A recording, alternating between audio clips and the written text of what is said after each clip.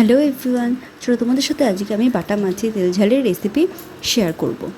খুবই ইজি এই রেসিপিটা, চলো স্টার্ট করা যাক। প্রথমেই দেখছো কড়াই গরম করে আমি দিয়ে দিয়েছি সর্ষের তেল, তোমরা চাইলে এটা সাদা তেলেও করতে পারো। এবার এতে নুন হলুদ মাখিয়ে রাখা বাটা মাছগুলো দিয়ে খুব ভালোভাবে ভেজে নেব। এটা একটা সাইড হয়ে গেলে আমি হালকা হাতে উল্টে দিচ্ছি, অপর পিঠটাও আমি ভালোভাবে ভেজে নেব।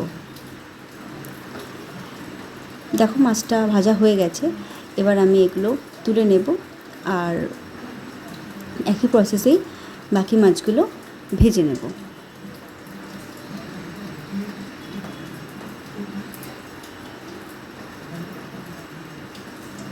এদিকে মাছগুলো ভাজা হতে থাক, ততক্ষণ চলো আমরা মশলাটা রেডি করে নিই। প্রথমে আমি দেখছো গ্রাইন্ডার জারে কিছু শুকনো সর্ষে দিয়ে দিয়েছি, তোমরা চাইলে এটা বাটনাতেও বেটে নিতে পারো, কিন্তু আমি এটা গ্রাইন্ডারেই করে নিচ্ছি। শুকনোটা একটুখানি গুঁড়ো করে নেব, তারপরে কাঁচা লঙ্কা আদা টমেটো দিয়ে এটা পেস্ট করে নেব।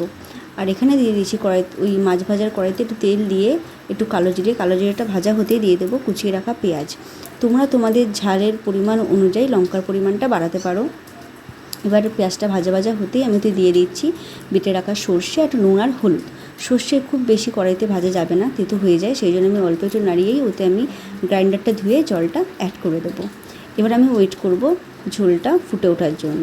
ঝোলটা ফুটে গেলেই আমি ওতে ভেজে রাখা মাছগুলো দিয়ে দেবো।